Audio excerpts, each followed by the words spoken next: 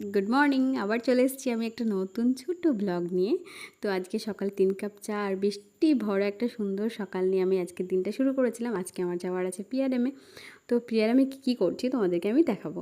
তো পিআরএমে যাওয়ার আগে আমি দেখো কতগুলো ড্রেস চেঞ্জ করে নিয়েছি। তারপর ফাইনালি অটোতে বসে গেছি। অটোতে বসে আমি পিআরএমে যাওয়ার জন্য খুব এক্সাইটেড ছিলাম, কারণ তোমরা সবাই হয়তো এতদিন অনেকবার চলে গেছো, কিন্তু আমি সত্যি একবারও যাইনি। আজকে ফার্স্ট টাইম আমি যাচ্ছি, তাই আমি একটু বেশি এক্সাইটেড।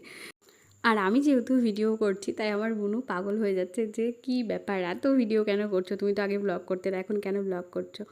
তো যাই হোক, ও একটু ক্যামেরা শাই পারসন, ও ক্যামেরার সামনে আসতে পছন্দ করে না। জাস্ট ওর রিয়াকশানগুলো দেখো একটু।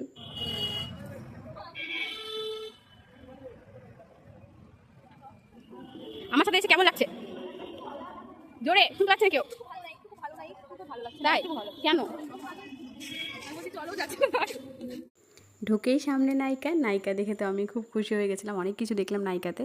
তারপর চলে গেছিলাম আমরা জুডিওতে, কারণ কি ওর অনেক কিছু ড্রেস নেওয়ার ছিল, তার জন্য আমরা জুডিওতে চলে গেছিলাম। তারপর আমরা গেছিলাম হচ্ছে যে কয়েকটা গিফট নেওয়ার ছিল, তাই ওপর তলায় চলে গেছিলাম একদম। ওখানটায় কয়েকটা গিফট দেখছিলো, সেগুলো থেকে কয়েকটা গিফট নেওয়া হয়েছে।